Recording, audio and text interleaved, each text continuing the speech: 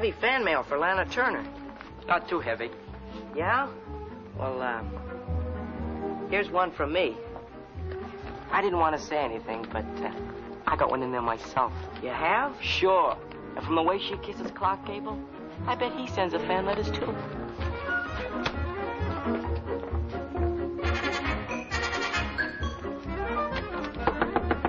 Come in.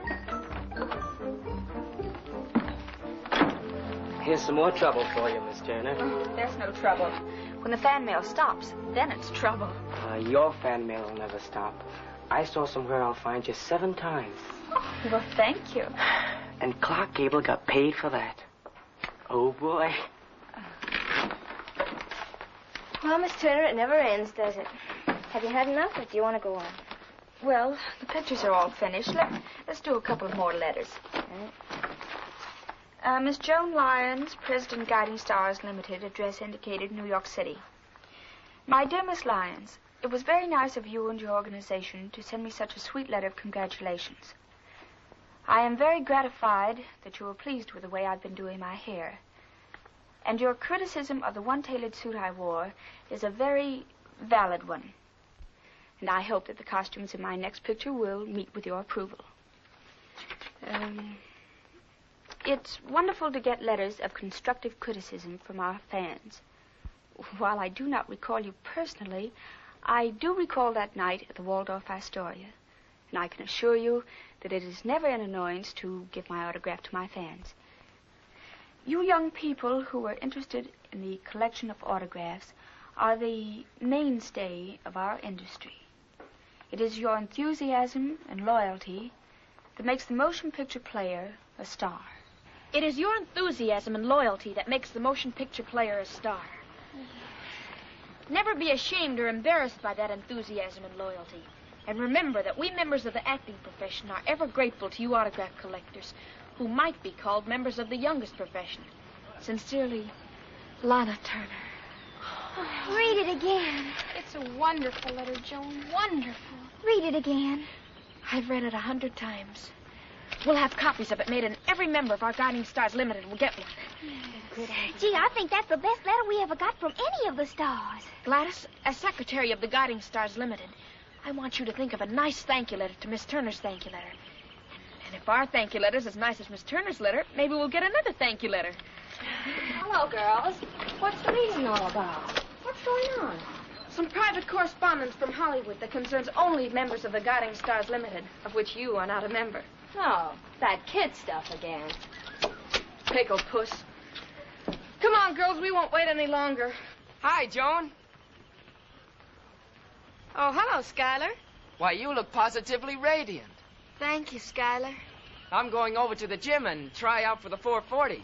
Want to come over and watch me?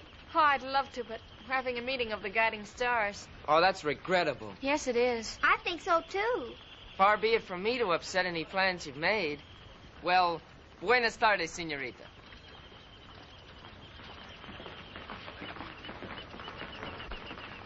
Isn't Skylar dashing? Of course, he's no Clark Gable, but he is dashing. I'd die for Clark Gable. Die and go hungry. Let's get a Coke. All right. Joan!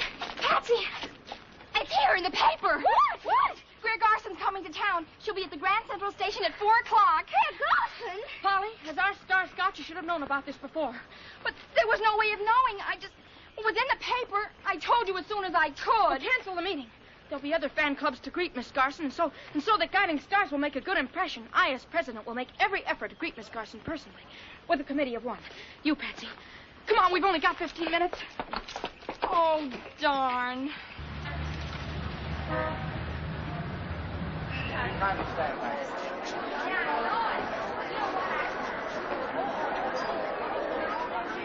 Oh, look! UGM publicity man. MGM. Hello, Dick. Hi, lad. Hello, Joe. We'll take Miss Garson out of gate 12.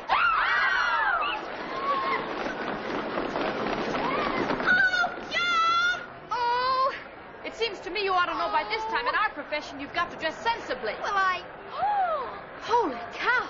Greer. Come on. Oh. Oh. Oh. Oh. worry, Patsy. We'll find her. We'll phone all the hotels. MGM can't double-cross us. Have you any money? Why, certainly not. We have to have money for carpet. We can't call on her without at least gardenias. Come on, we'll try my house.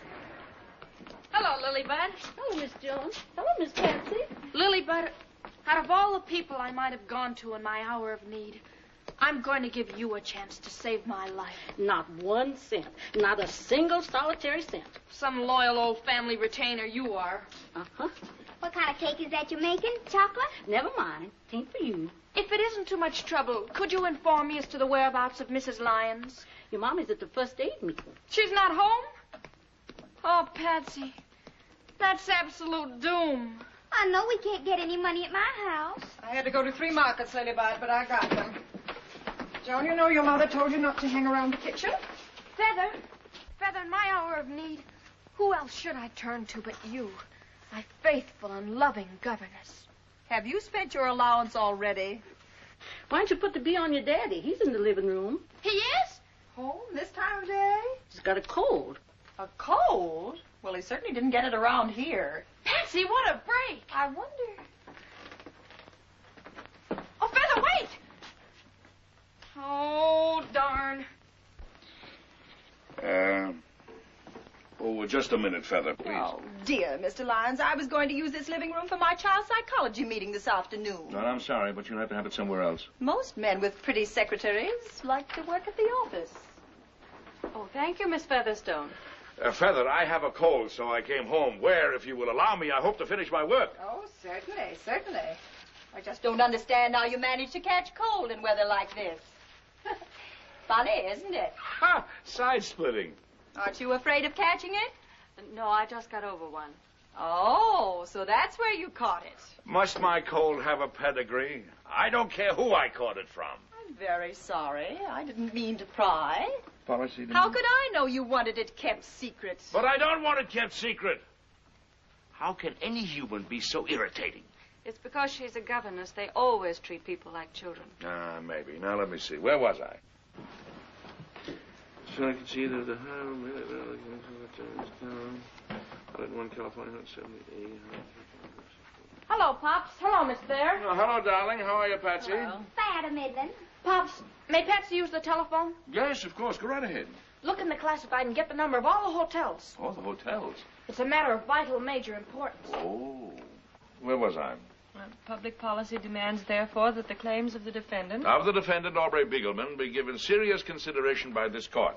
Pops, you know, you look just like a movie lawyer with, you know, fireplace, Miss Thayer, and you in that gorgeous dressing gown, and your face so serious, while you try to figure how to defend your client from the dread charge of murder. Murder? My client is the defendant in a delinquent tax sale. Oh, I thought it was murder. Oh. Well, whatever. That situation brings out the William Powell in you. Oh, well, now you're polishing the apple. Come on. What is it this time? Well, Pops, I'm going to lay my cards on the table. That's the best place to put them. I need money. Desperately. Well, I'm not going to ask you why, Joan. I'll leave that to your honor. But is it for something very important? It's of practically vital major importance. No, how much? I could use 5, but I'll take 2. 2 you get. Oh, Pops, you saved my life. Well, that's a fair $2 worth. There you are. But I warn you, you've got to stop burning your allowance at both ends. Okay, Pops.